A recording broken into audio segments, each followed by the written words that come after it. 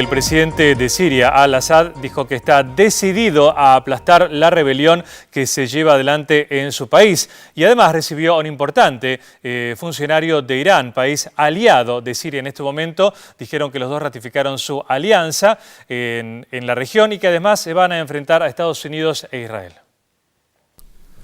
En su primera aparición pública de las 2 últimas semanas, el presidente de Siria, Bashar al-Assad, aseguró que su país es un socio vital de Irán en su alianza regional contra Israel, tras un encuentro que mantuvo con el jefe del Consejo de Seguridad Nacional iraní, Saed Jalili.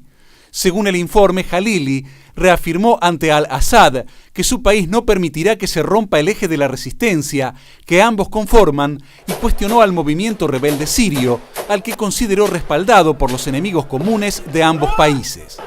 Jalili dijo que la insurgencia siria, que ya lleva 17 meses, no es un asunto doméstico de Siria, sino un conflicto entre el eje de la resistencia y sus enemigos en la región y en el mundo. Otro funcionario iraní que se refirió a la crisis siria fue el canciller Ali Akbar Salehi, quien esta semana inició una visita oficial a Turquía. Allí destacó el rol de ambos países en un proceso de paz regional. We think that Turkey and Iran are two major powers in the region. If they join hands, they can certainly facilitate peace and stability in the region. And without any one of these as major players,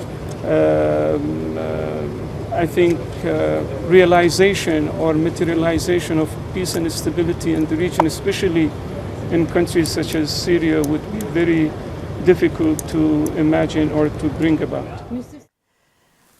Está con nosotros Pedro Briguer. Hola Pedro, buenas noches. Buenas noches, Cecilia. ¿Cómo queda el gobierno de al-Assad después que renuncia su primer ministro? Su primer ministro que renuncia y este contexto internacional que venimos mencionando todo el tiempo, la parte interna y la parte externa. Algunos dicen que es un barco que se hunde. No queda claro más allá de los 17 meses del conflicto.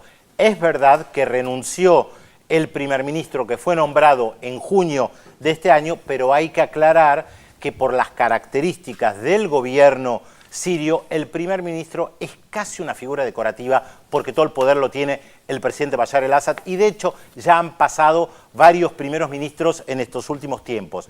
Pero también es cierto que desde un punto de vista simbólico es fuerte el hecho de que renuncie un primer ministro nombrado apenas en junio y que además al retirarse emita un comunicado extremadamente duro en contra del gobierno que él defendía hasta hace unas horas atrás. De hecho, él dijo, lo cito textualmente, el país está viviendo matanzas brutales y un genocidio contra gente que pide libertad y vida digna.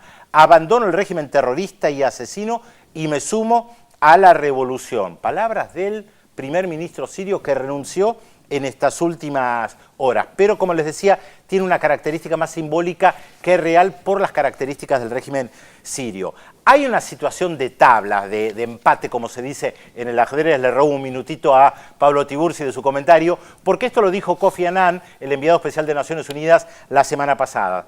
Hay tablas en el Consejo de Seguridad, la parte internacional, porque China y Rusia utilizan su derecho a veto, porque Irán se sigue moviendo entre Siria y Turquía, como veíamos antes en las imágenes, más allá de la diferencia que pueda tener con el gobierno de Turquía, aunque mejoraron mucho la relación en este último tiempo, y hay tablas a nivel interno en lo militar. Siguen combatiendo en Damasco, siguen combatiendo en Alepo, la cifra de los muertos son muy disímiles, algunos hablan ya de cerca de 20.000 muertos en estos últimos casi 2 años de la revuelta, y lo que algunos piensan es que en realidad no se está cayendo solamente un régimen, sino que se está desmoronando un país, algo que la semana pasada le mostrábamos en el mapa de Siria, que tiene que ver con todos los grupos étnicos religiosos que conforman a este país, que siempre hay que recordar estuvo ocupado en el siglo pasado por Francia y que dejó un mosaico de grupos étnicos y religiosos en una situación de un equilibrio